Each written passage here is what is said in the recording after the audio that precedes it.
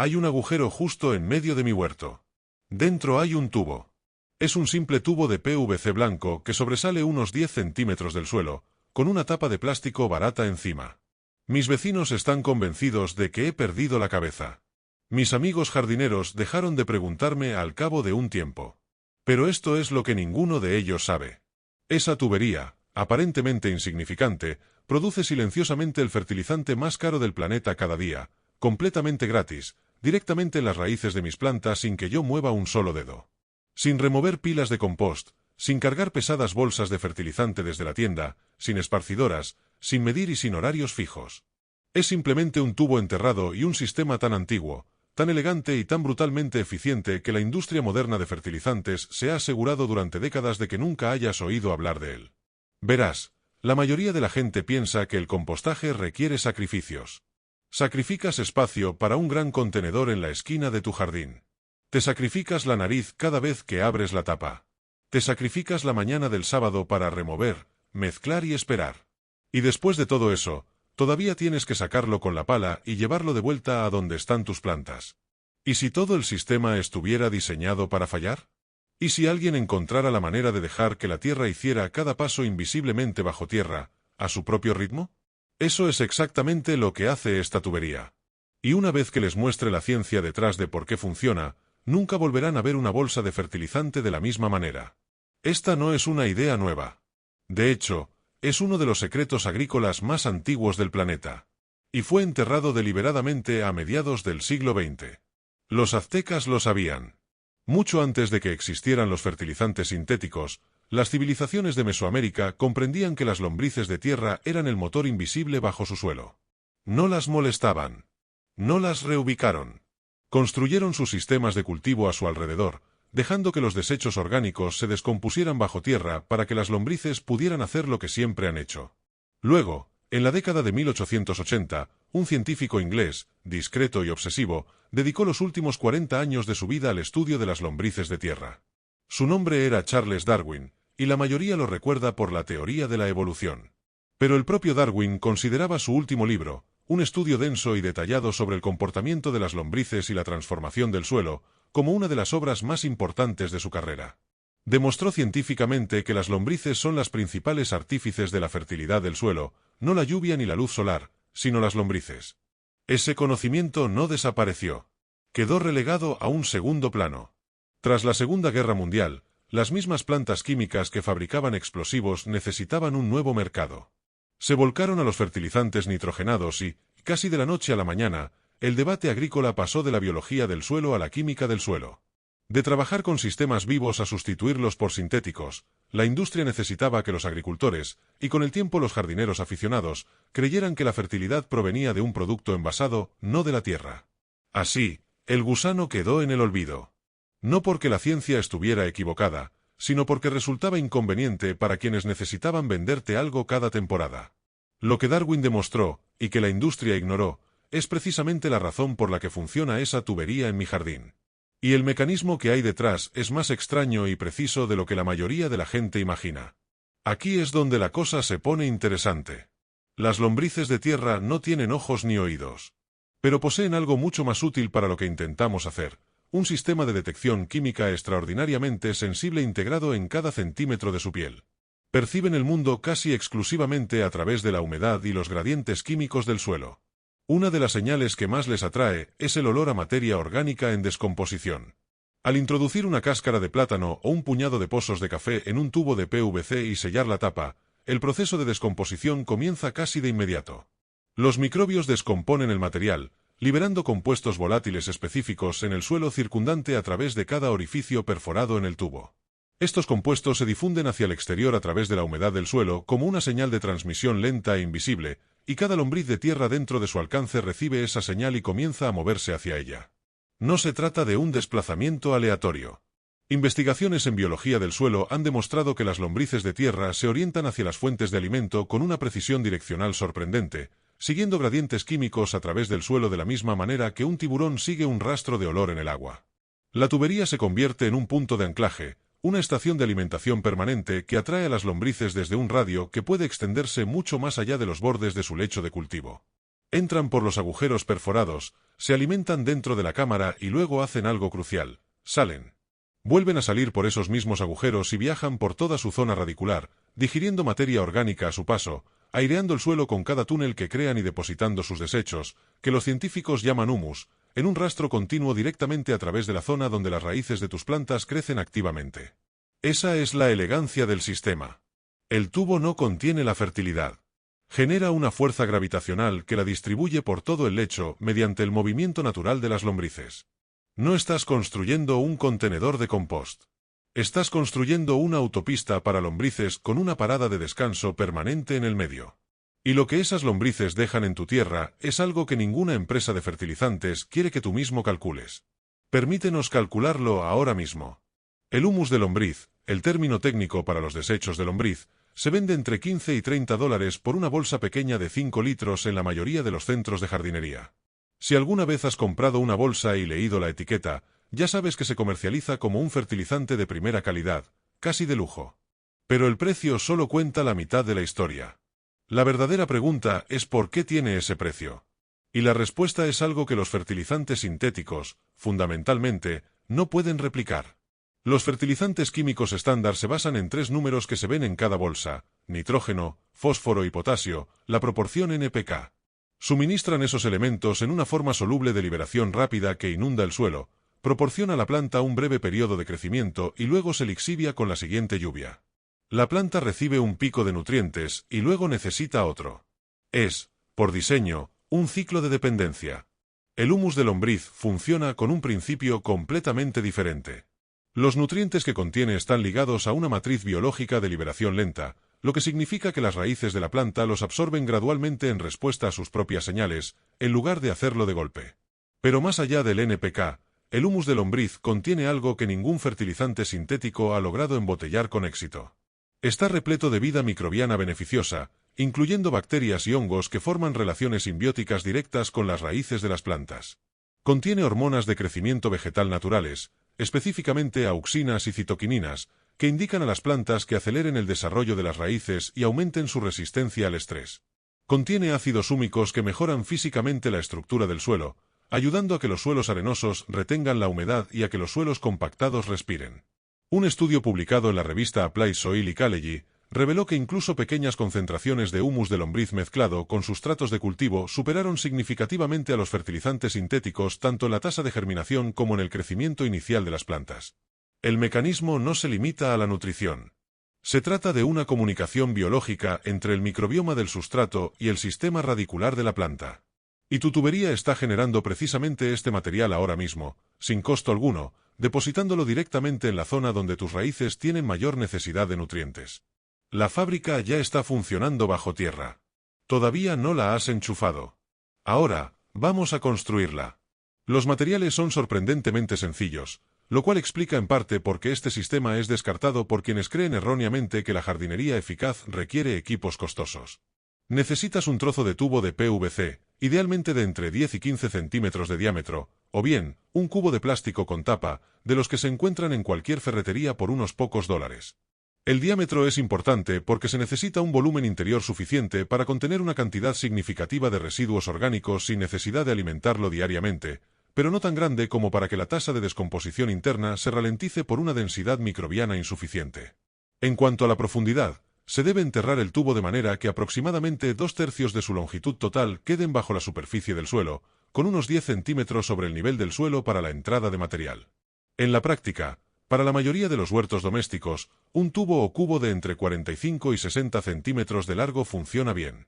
Esto sitúa el fondo de la cámara a una profundidad donde la humedad del suelo es más constante y la actividad de las lombrices es mayor, generalmente entre 25 y 40 centímetros, dependiendo del clima. Antes de enterrarlo, taladra los agujeros. Utiliza un taladro estándar con una broca de entre 1,5 centímetros y 2 centímetros, y perfora los 2/3 inferiores del tubo, dejando una separación aproximada de 5 a 8 centímetros entre ellos, de forma irregular, alrededor de toda la circunferencia. No se trata de construir un filtro, sino un sistema de puertas. Necesitas la mayor cantidad posible de puntos de entrada y salida para que los gusanos puedan moverse libremente en todas direcciones. Cuantos más agujeros, mayor será el tránsito. Cuanto mayor sea el tránsito, mayor será la distribución de los excrementos en el lecho. Para la parte inferior del tubo, tienes dos opciones. Puedes dejarla completamente abierta, lo que permite que las lombrices entren directamente desde abajo y también que el líquido de la materia en descomposición drene naturalmente hacia el suelo circundante, arrastrando consigo los nutrientes solubles. También puedes taparla sin apretar con una malla o tela para jardinería para evitar que los residuos más grandes obstruyan la base, permitiendo a la vez el paso de las lombrices. Ambos métodos funcionan. La base abierta es más sencilla y ligeramente más eficaz para el movimiento de las lombrices. Coloca el tubo lo más cerca posible del centro del lecho de cultivo, según lo permita el diseño. El objetivo es maximizar el radio de influencia para que las lombrices que se desplazan desde la cámara de alimentación atraviesen las zonas radiculares de la mayor cantidad de plantas posible antes de detenerse y depositar el humus. Una vez colocada la cámara en el suelo y con la tapa puesta, la infraestructura está completa. Sin embargo, la forma de alimentarla determina su rendimiento. Al introducir los residuos orgánicos en la tubería, la mayoría de la gente o bien lo hace bien de inmediato o desarrolla pequeños hábitos que, silenciosamente, perjudican todo el sistema. La regla es más sencilla de lo que parece, pero la razón que la sustenta merece una explicación detallada. Casi cualquier residuo de cocina crudo se puede añadir: restos de frutas y verduras, cáscaras de plátano, corazones de manzana, hojas de ensalada marchitas, pozos de café, bolsitas de té usadas sin la grapa, cáscaras de huevo trituradas, arroz o pasta cocida en pequeñas cantidades, y cartón o periódico troceado para equilibrar la humedad. Estos son los insumos que se descomponen a un ritmo que las lombrices pueden seguir y al que pueden responder, liberando señales químicas en el suelo de forma constante para mantener la población de lombrices cerca de la tubería. Lo que no se añade es igualmente importante. La carne, el pescado y los lácteos se descomponen mediante una vía bacteriana diferente que produce compuestos a base de amoníaco en concentraciones que en realidad repelen a las lombrices en lugar de atraerlas. Los alimentos cocinados con aceites, salsas o condimentos fuertes entran en la misma categoría. Las cáscaras de cítricos en grandes cantidades generan una acidez que altera el equilibrio microbiano dentro de la cámara. Además, cualquier alimento tratado con pesticidas o herbicidas, incluyendo algunos restos de productos agrícolas cultivados comercialmente, puede introducir residuos químicos que perjudican la población de lombrices que se intenta cultivar. Mantén los insumos limpios, crudos y de origen vegetal, y el sistema se autorregulará. La frecuencia de alimentación es flexible. Cada 2 o 3 días es ideal para mantener una actividad de descomposición constante, pero el sistema tolera interrupciones de una semana o más sin colapsar. Los gusanos que abandonen la cámara durante un periodo de inactividad regresarán cuando se reanude la actividad. El tubo es una parte permanente de tu sistema de cultivo, no una máquina que se avería si te saltas un ciclo. Sabrás que el sistema funciona cuando, después de varias semanas, empieces a ver acumularse humus de lombriz visible dentro de la cámara. También cuando la tierra que rodea el tubo se vuelva notablemente más oscura y desmenuzable que el resto del sistema. Y cuando las plantas más cercanas al tubo empiezan a crecer más rápido que el resto del jardín, de una forma difícil de explicar a quien no lo haya visto antes, el error más común es sobrecargar el tubo más rápido de lo que la población microbiana en su interior puede procesar el material. Si al abrir la tapa percibes un olor desagradable en lugar del aroma terroso y fúngico de una descomposición saludable, reduce la cantidad de material que introduces y añade un puñado de cartón seco u hojas secas para reequilibrar la proporción de carbono y nitrógeno dentro de la cámara. Todo lo que produce este sistema, lo produce silenciosamente bajo tierra sin pedirte nada a cambio, salvo los restos que ya desechabas. Y ese es precisamente el tipo de conocimiento que ciertas industrias siempre han preferido que nunca descubras. Ahora quédate, porque lo que viene a continuación cambia completamente la escala de lo que este sistema puede hacer. Y tiene que ver con algo que los biólogos del suelo llevan décadas documentando pero que nunca llegó al jardinero doméstico, porque la cadena de información se cortó exactamente donde más convenía cortarla, entre la universidad y el estante de la ferretería. Hay una palabra que necesitas conocer: micorriza. Y una vez que entiendas qué es y cómo se relaciona directamente con tu tubo de PVC, nunca volverás a ver tu jardín de la misma manera. Las micorrizas son hongos. Pero no son los hongos que crecen sobre la superficie del suelo. Son hongos que viven dentro de las raíces de las plantas, literalmente entretejidos en el tejido radicular, formando una red que los científicos han comparado con el sistema nervioso de un organismo mucho más grande que la planta individual. Esta red, llamada red micorrícica, conecta las raíces de distintas plantas entre sí a través del suelo. Una planta de tomate en un extremo del huerto puede estar físicamente conectada mediante esta red de hongos a una planta de albahaca en el otro extremo. Y esa conexión no es decorativa. Es funcional. Las plantas intercambian nutrientes, señales químicas de alerta ante plagas e incluso azúcares a través de esta red de manera activa y regulada. Los investigadores de la Universidad de la Columbia Británica documentaron que las plantas madre de árboles adultos transfieren carbono activamente a las plántulas jóvenes a través de la red micorrícica cuando éstas se encuentran bajo estrés lumínico. No es una transferencia pasiva. Es una respuesta biológica coordinada. La planta mayor detecta la señal de estrés de la menor y responde enviando recursos a través del hongo. Ese nivel de sofisticación biológica no tiene ningún equivalente en ningún fertilizante sintético. Ninguna bolsa de NPK puede replicar una red de comunicación. Y aquí está la conexión directa con tu tubo. El humus de lombriz es uno de los inóculos micorrícicos más efectivos que existen en la naturaleza. Los intestinos de la lombriz no solo digieren materia orgánica. Actúan como un incubador y distribuidor de esporas fúngicas, incluyendo esporas micorrícicas, que se depositan vivas y activas directamente en el suelo a través de los excrementos. Cada vez que una lombriz pasa por tu lecho de cultivo después de haberse alimentado en tu tubo, no solo está dejando nutrientes. Está sembrando activamente esporas de hongos beneficiosos a lo largo de su ruta. Con el tiempo, este proceso establece y densifica la red micorrícica en tu huerto de una manera que ningún inoculante comercial embotellado puede igualar, porque los hongos que llegan vivos en los excrementos de lombriz ya están adaptados específicamente a tu suelo, a tu clima y a los microorganismos presentes en tu tierra particular. Los productos comerciales de inoculación micorrícica se venden entre $20 y $60 por pequeñas cantidades y contienen cepas genéricas cultivadas en laboratorio. Tu tubo los produce continuamente, gratis, en cepas perfectamente adaptadas a tu entorno específico.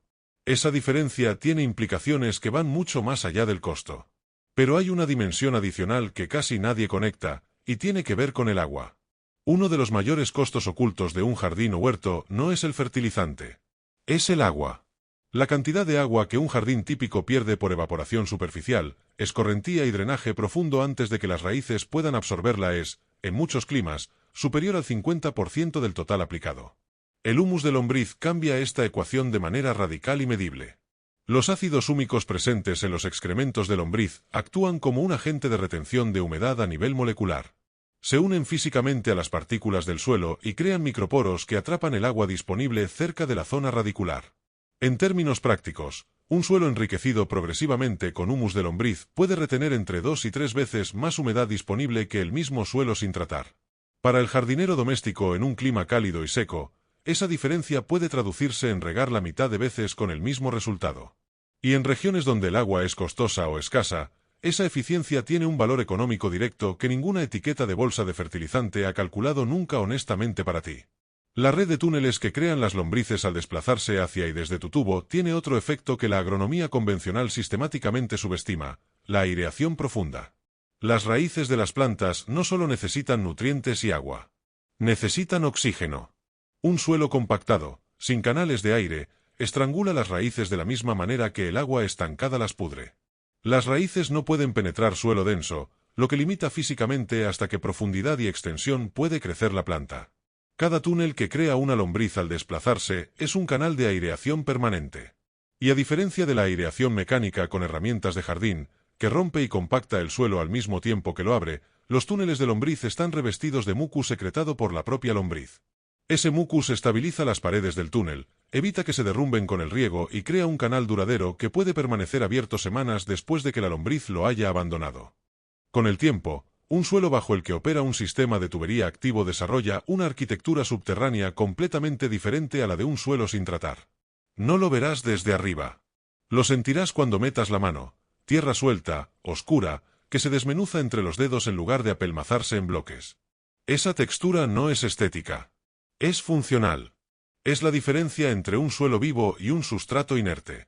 Y aquí llegamos a algo que los vendedores de fertilizantes nunca quieren que calcules: el costo acumulado de no usar este sistema. Una familia promedio que cultiva un huerto doméstico gasta entre $150 y $300 al año en fertilizantes, correctores de suelo, compost comprado y productos para mejorar la retención de humedad. A lo largo de 10 años, ese gasto acumulado se sitúa entre $1.500 y $3.000. Todo ese dinero, en su mayor parte, fue a pagar por nutrientes que se lixiviaron con la lluvia, por microorganismos que llegaron muertos en el envase, por mejoradores de suelo que se degradaron en una sola temporada y por correcciones superficiales que no llegaron a la profundidad donde las raíces realmente necesitaban el recurso. El tubo de PVC cuesta menos de $5 una sola vez. Y no tiene fecha de caducidad. Hay algo más que merece atención y que conecta directamente con la salud de lo que cultivas para comer. Hay una diferencia medible y documentada en el perfil nutricional de los vegetales cultivados en suelo biológicamente activo versus los cultivados en suelo dependiente de fertilizantes sintéticos. No es una diferencia marginal. Es una diferencia que varios estudios de composición de alimentos han cuantificado en décadas recientes. Una investigación publicada en el Journal of the American College of Nutrition que comparó datos nutricionales de 43 cultivos hortícolas entre 1950 y 1999 encontró descensos significativos en los niveles de calcio, hierro, fósforo, vitamina C y riboflavina en los vegetales cultivados con métodos convencionales modernos. Los investigadores atribuyeron estos descensos en parte a la pérdida de biodiversidad microbiana del suelo provocada por el uso intensivo de fertilizantes sintéticos. La razón es bioquímica. Muchos micronutrientes presentes en los vegetales no son absorbidos directamente por la raíz desde el suelo. Son sintetizados o movilizados por microorganismos específicos del suelo que actúan como intermediarios. Cuando esos microorganismos desaparecen porque el fertilizante sintético desplazó el ecosistema microbiano, la planta puede crecer visualmente sana, puede producir biomasa abundante, pero su perfil de micronutrientes queda incompleto.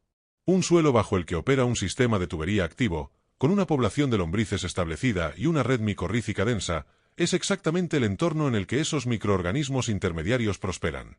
No porque alguien los haya añadido deliberadamente, sino porque las condiciones que el sistema crea, humedad estable, aireación constante, aporte continuo de materia orgánica en descomposición, son las condiciones óptimas para su desarrollo natural. Lo que creces en ese suelo no solo crece más rápido y con menos agua. Crece con un perfil nutricional más completo.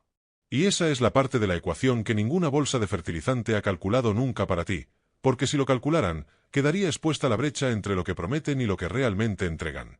Hay una variación del sistema que muy pocos jardineros domésticos conocen y que multiplica los resultados en huertos de mayor tamaño o en suelos especialmente degradados: la red de tuberías. En lugar de instalar un solo tubo en el centro del lecho, se instalan varios en una disposición estratégica que cubre todo el radio de influencia del jardín sin solapamientos ineficientes. La regla de diseño es simple. El radio de influencia efectivo de un tubo individual, es decir, la distancia máxima desde la que las lombrices se desplazarán hacia él de forma regular, es de aproximadamente 60 a 90 centímetros en suelo de calidad media. En suelo compactado o pobre, ese radio puede reducirse a 40 centímetros. En suelo ya enriquecido y bien aireado, puede extenderse a más de 1 metro. Para un lecho de cultivo estándar de 1 metro por 3 metros, 2 tubos dispuestos a lo largo del eje central con separación de 1 metro entre sí son suficientes para cubrir la totalidad del área radicular sin zonas muertas. Para huertos más grandes o en suelos más pobres, una cuadrícula de tuberías con separación de 80 centímetros entre sí transforma el rendimiento del sistema de manera no lineal, porque la densidad de lombrices y la conectividad de la red micorrícica aumentan exponencialmente con cada punto de alimentación adicional. Cada tubo adicional no duplica el rendimiento. Lo multiplica, porque estás densificando una red biológica, no sumando unidades independientes. Y el costo de añadir 3 tubos adicionales a un sistema ya instalado es literalmente el precio de 3 metros de PVC barato, menos de $10 en cualquier ferretería. Antes de cerrar, hay una última pieza que raramente se menciona y que tiene implicaciones directas para quienes viven en climas con inviernos fríos. Una de las preguntas más comunes sobre este sistema es qué ocurre durante el invierno, cuando las temperaturas del suelo caen y la actividad de las lombrices se reduce drásticamente. La respuesta es más interesante de lo que parece y revela algo importante sobre la inteligencia del sistema. Las lombrices de tierra no mueren en invierno. Migran verticalmente. Cuando la temperatura superficial del suelo cae por debajo de los 10 grados centígrados, las lombrices descienden a capas más profundas donde la temperatura es más estable, generalmente entre 20 y 40 centímetros de profundidad dependiendo del clima. Allí entran en un estado de actividad reducida, pero no de inactividad completa. El tubo enterrado a esa profundidad sigue siendo un punto de referencia para ellas incluso durante el invierno. La descomposición dentro de la cámara continúa a un ritmo más lento, los compuestos volátiles siguen difundiéndose en el suelo circundante y las lombrices en sus capas profundas continúan detectando esas señales y desplazándose intermitentemente hacia la fuente. La producción de humus disminuye en invierno, pero no se detiene. Y cuando la temperatura del suelo sube en primavera, la población de lombrices regresa a las capas superficiales y reactiva el sistema con una velocidad directamente proporcional a cuanto material de alimentación encuentran disponible. Un tubo que fue alimentado regularmente hasta el inicio del invierno arranca la temporada de primavera con una densidad de lombrices notablemente superior a la de un tubo abandonado o de uno que nunca existió. Ese arranque de primavera, con una población de lombrices ya establecida y una red micorrícica ya conectada, se traduce en un arranque de cultivo más rápido, con menos fallos de germinación y con plantas que alcanzan su tamaño productivo semanas antes que en un huerto convencional. Semanas que, en climas con temporadas cortas de cultivo, pueden representar la diferencia entre una cosecha completa y una que llega demasiado tarde. Si has llegado hasta aquí, ahora sabes algo que la mayoría de las personas que llevan décadas dedicándose a la jardinería aún desconocen. No porque sea complicado, ni porque requiera habilidades especiales o herramientas caras, sino porque un sistema que convierte los restos de tu cocina en el fertilizante más potente del planeta de forma gratuita y para siempre, utilizando únicamente procesos biológicos que existen desde hace 500 millones de años. Es realmente terrible para el modelo de negocio de todas las empresas que te venden productos para cultivar tus alimentos. Esa es la verdadera razón por la que este conocimiento permanece oculto. No se trata de una conspiración, sino de economía. Así que, cuando compartas este vídeo, ten en cuenta que no me estás haciendo ningún favor. Estás haciendo algo un tanto subversivo. Estás exponiendo información a alguien que probablemente lleva años comprando sacos de fertilizante cada temporada sin cuestionarse jamás si lo necesitaba. Cada persona que vea esto y construya una de estas tuberías es un cliente menos en ese ciclo. Suscríbete a Métodos Ocultos si te parece interesante, no porque necesitemos las cifras, sino porque todos los vídeos de este canal se basan en la premisa de que las herramientas más efectivas para cultivar tus propios alimentos ya se han descubierto, casi siempre son gratuitas y casi nunca son las que te anuncian. En el próximo vídeo te mostraremos algo que hará que este tubo parezca un simple calentamiento. Una técnica para regenerar suelos completamente muertos, compactados y sin vida en menos de 60 días, utilizando únicamente materiales que la mayoría de la gente desecha. Sin arado, sin abonos comerciales, solo la biología funcionando como siempre debió hacerlo. No te lo puedes perder. Suscríbete a Métodos Ocultos ahora mismo y activa la campana, porque lo que viene es información que la industria agrícola lleva décadas intentando mantener fuera del alcance del jardinero doméstico. El próximo gran avance en el potencial de tu jardín se revelará muy pronto.